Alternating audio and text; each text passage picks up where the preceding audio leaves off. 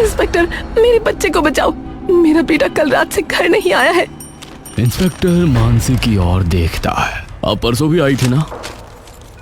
जी साहब, मेरा बेटा भी पिछले 3 दिन से गायब है और इनका बेटा तो कल रात को यही था, थाने में, और उसके बाद फिर घर ही नहीं आया। ठीक है, आप जाओ, हम देख लेंगे। पर साहब 3 दिन हो गए मेरे बेटे की कोई खबर नहीं आई है और ऊपर से उसका दोस्त भी गुम हो गया है। अरे मैडम, हमने कहा ना हम देख लेंगे।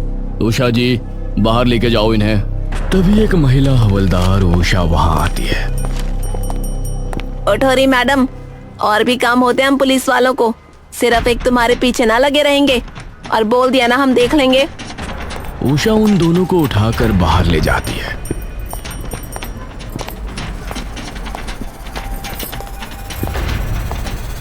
और वापस चली जाती है।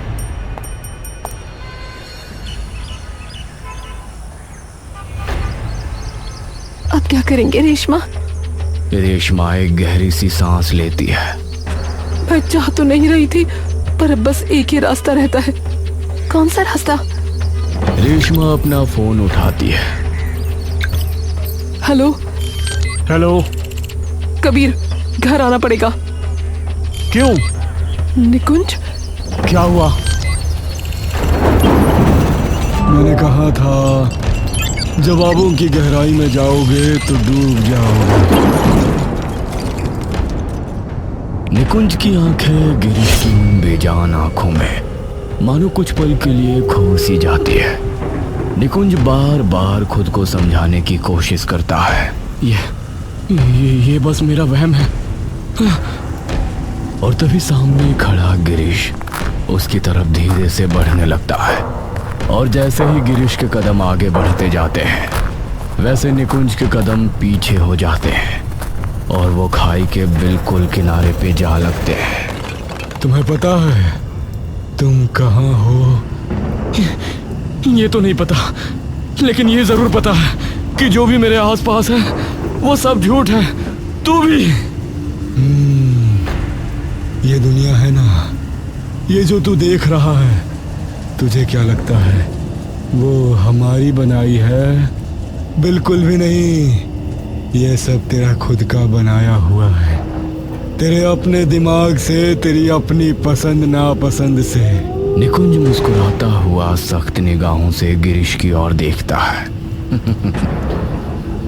और अगर तुम्हें यह लगता है कि मैं यहाँ फंस जाऊंगा, तो ये तुम्हारी सबसे बड़ी गलतफहमी है। तुम्हें नहीं पता तुम्हारे पीछे अब कौन आने वाला है, और जैसे ही उसे पता चलेगा तो चाहे उसे देवलोक से ढूंढना पड़े या पाताल लोक से, वो मुझे ढूंढ के निकालेगा। और तुमने जो गलती की है मुझे यहाँ फंसाकर, वो तुम्हें इसकी सजा तो देगा। सजा? निकुंज धीरे से गिरीश के पास आता है और उसकी चमकती आंखों में आंखें डाल बोलता है, तुम्हें अंदाजा भी है कि अब तुम अपना सब खोने वाले हो। तुम जो भी हो, जहां भी हो, वो तुम तक पहुंच जाएगा। गिरीश कुछ देर तक खाली निगाहों से उसे देखता रहता है। यह दुनिया तुम्हारे लिए बनाई गई थी, सब कुछ वैसा जैसा तुम चाहते थे, लेकिन इंसान की फितरत है कि उसे जो नहीं करना वो वही करता है। निकुंज की आंखें एक पल के लिए डगमगाती है।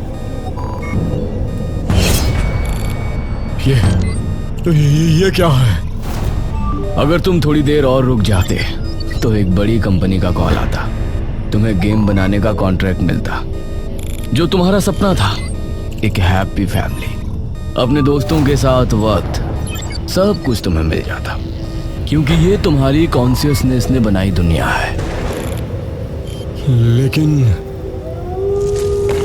अगर हमें ये पता है कि तुम्हें क्या पसंद है, तो ये भी पता है कि तुम्हें क्या नहीं पसंद है।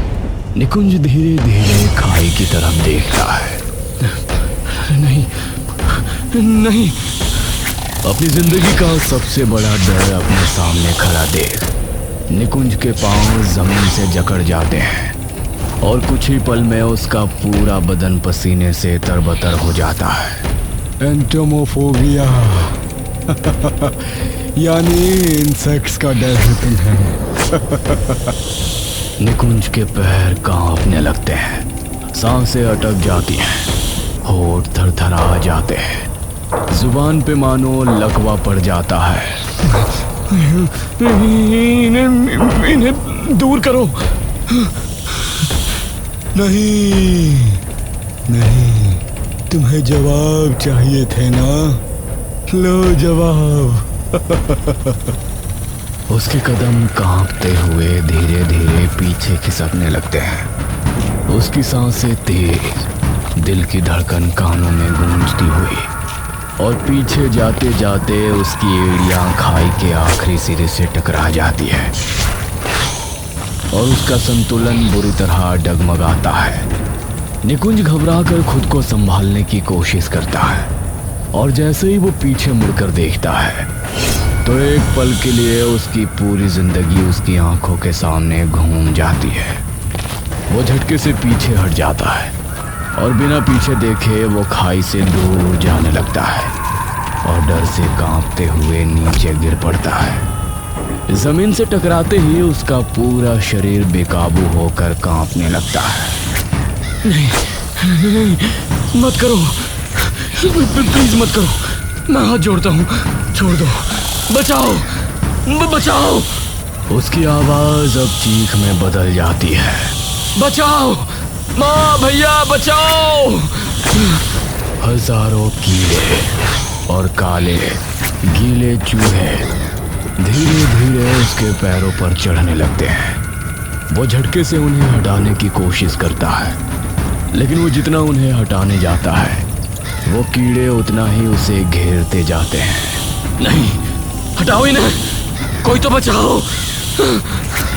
लेकिन उसकी चीखें धीरे धीरे घुटती चली जाती है। अभी भी वक्त है, चाहो तो यहीं रह सकते हो, तुम जो चाहो यहाँ तुम्हें वो मिल सकता है।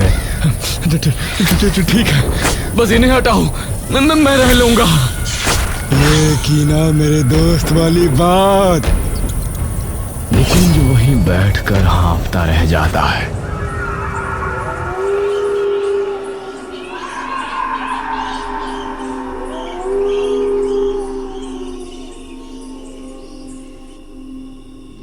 तूने पहले क्यों नहीं बताया उसे? कबीर और उसके पापा की कभी नहीं बनती थी।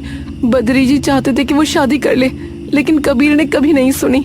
वो हमेशा अलग था, इसलिए बद्री जी के साथ हमेशा उसका झगड़ा होता था। बात इतनी बढ़ गई कि उसने छोड़ दिया, और जब बद्री जी के अंतिम संस्कार तक पर नहीं आया तो फिर ना मैंने उससे कभी बात करनी चाहिए और ना उसने मुझसे कोई बात करनी चाहिए। उसकी बात होती थी तो सिर्फ निकुंज से, क्योंकि निकुंज उसे हमेशा से अपनी जान से ज्यादा प्यारा था और आज भी है। तो तुझे भरोसा कैसे कि वो ढूंढ लेगा? क्योंकि मैं उसे जानती हूँ मानसी। बचपन में जब बाकी बच्चे खेलते थे तब वो चीजों को ध्यान से देखता था, उन्हें तोड़ के समझता था कैसे काम करती हैं। उसका लॉजिक, उसकी वजह से उसने स्कूल में हमेशा टॉप किया, कॉलेज में भी सबसे आगे रहा। लेकिन उसकी असली पहचान मार्क्स नहीं, उसका दिमाग था। वो सिर्फ पढ़ाई नहीं करता था, वो चीजें बनाता था, अपने खुद के प्रोग्राम्स लिखता था, ऐसे कोड्स जहाँ एक छोटी सी भी गलती हुई तो सब कुछ बिगड़ सकता है। और वो उन प्रोग्राम्स को बिल्कुल परफेक्ट तरीके से डिजाइन कर देता था। और अगर इस सब के पीछे कोई सच छुपा है तो कबीर उसे ढूंढकर बाहर निकालेगा, चाहे कुछ भी हो जाए। तभी बाहर से अचानक एक तेज गाड़ी की आवाज सुनाई देती है। रेशमा एकदम से मानसी की तरफ देखती है। आ गया। रेशमा और मानसी बाहर जाकर खड़ी हो जाती है।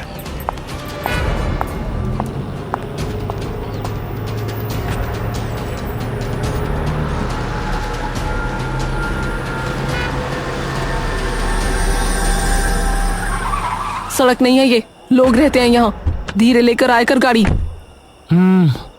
पुलिस वाले से कुछ खबर आई? नहीं बेटा, हमें तो कुछ पता ही नहीं रहे। 4 दिन हो गए पुलिस स्टेशन के चक्कर लगाते हुए। बस कहते हैं कि हम अपने आप देख लेंगे, कोशिश कर रहे हैं।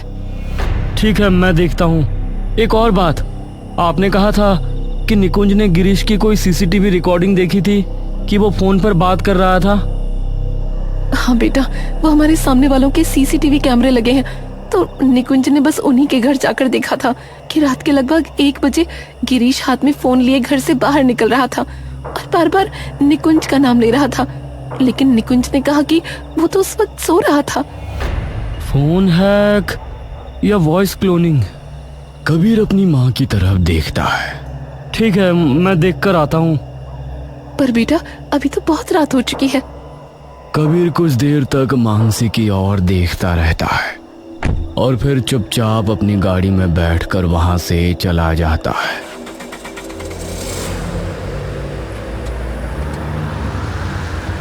मैंने कहा था ना, चाहे कुछ भी हो जाए वो इसके पीछे छुपा सच ढूंढ कर निकाल कर ही रहेगा, और फिर चाहे उसे कुछ भी करना पड़े। आधी रात हो चुकी होती है।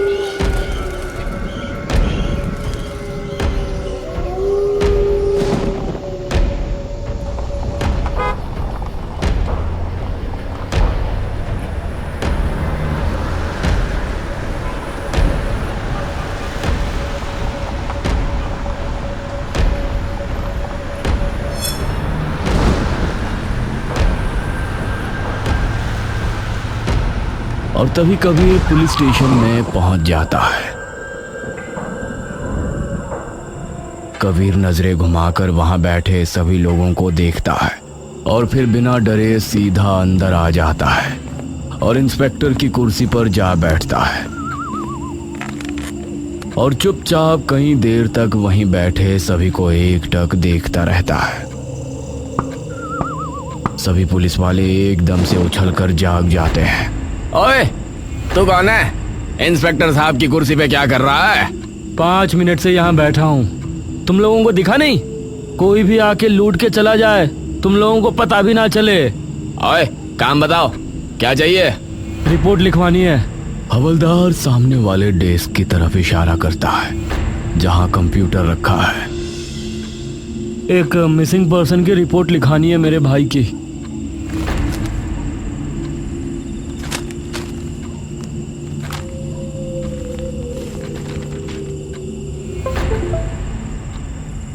कबीर सामने बैठे हवलदार को अपनी बातों में उलझाए रखता है। Got it. हाँ, बस इतना ही है।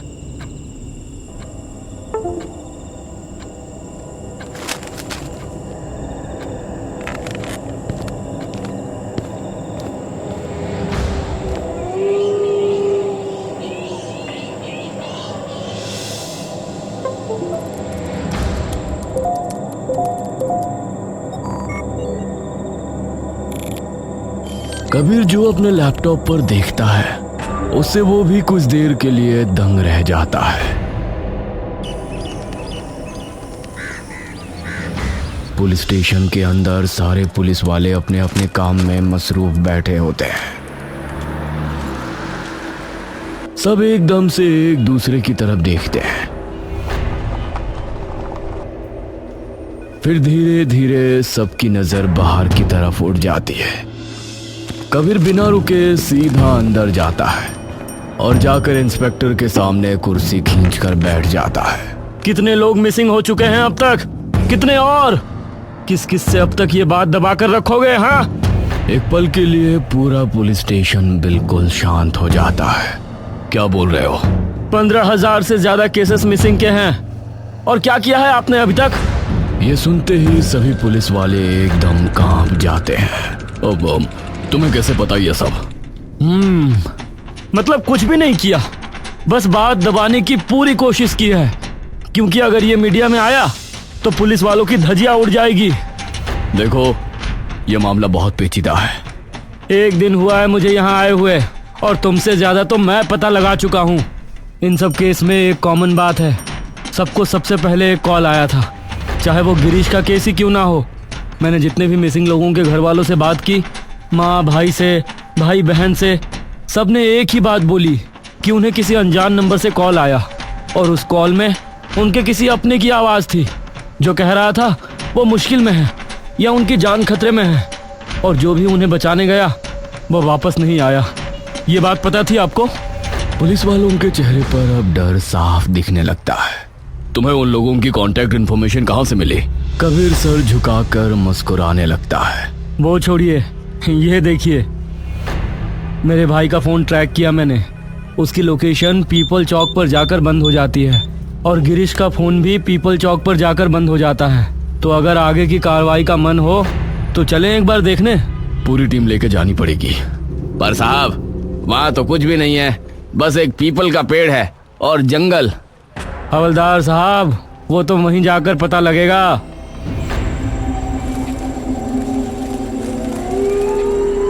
सब निकल जाते हैं।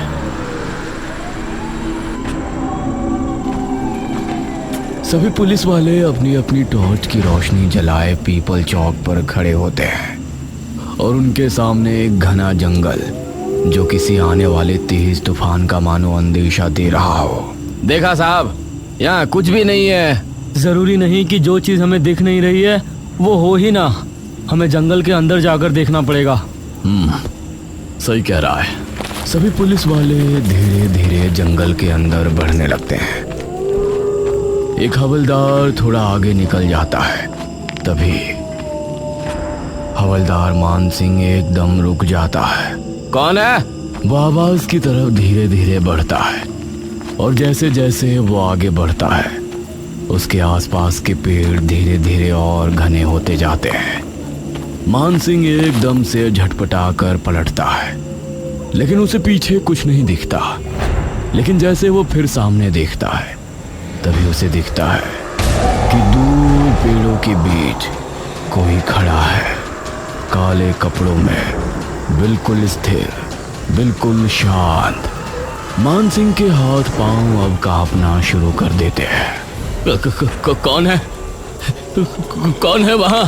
वो डर से कांपते कदमों से पीछे हटने लगता है और तभी वो आकृति गायब हो जाती है। ये कहां गया? हवलदार धीरे धीरे पीछे मुड़ता है और उसके चेहरे के हाव भाव पूरी तरह बदल जाते हैं।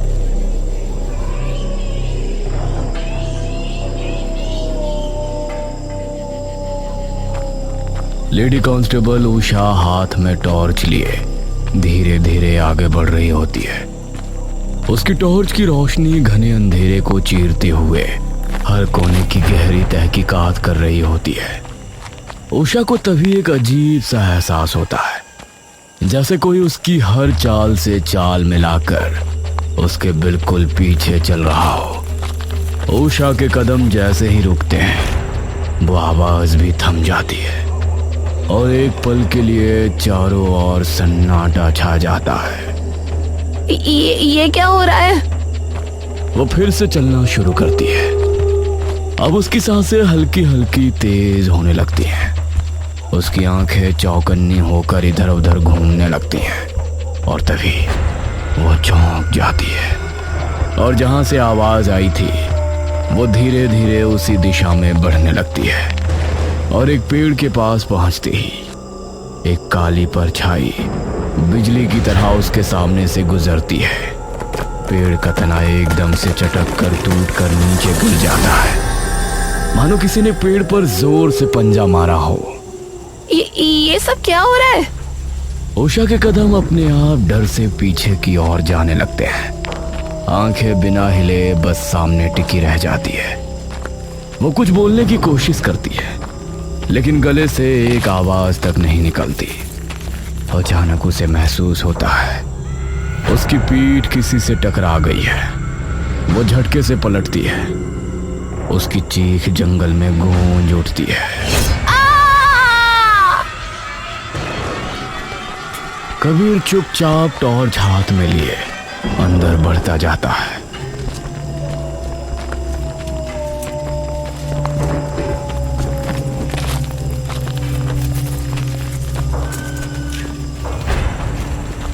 और चलते चलते वो बाकी लोगों से थोड़ा दूर निकल जाता है।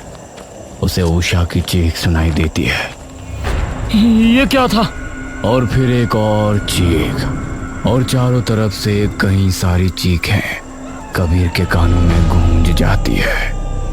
वो हड़बड़ा जाता है, घबरा कर इधर उधर भागता है।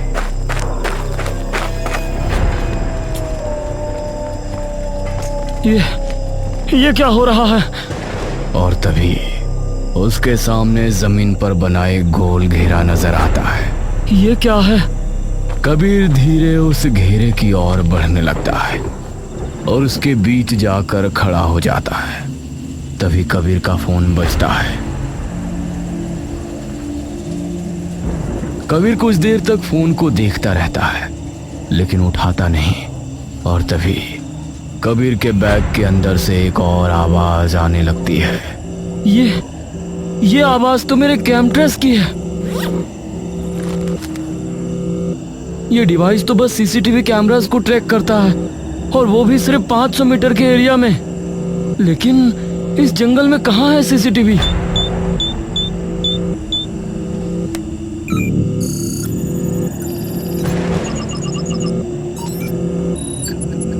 डिंगो, आई एम इन।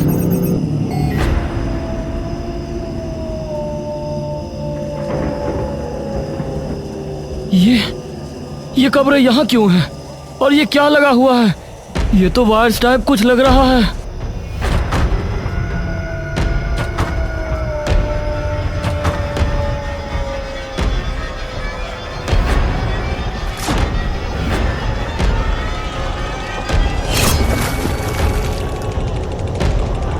जैसे ही कबीर निकुंज को उस कब्र में बैठे देखता है, वैसे ही उसकी सांसें सीने में ही अटक जाती हैं, जैसे भीतर की हवा अचानक जम गई हो। कबीर जो अपनी बहादुरी और बेकाबू के लिए जाना जाता था, उस पल अपने ही भाई को उस हालत में देख एकदम ठंडा पड़ जाता है। निकुंज,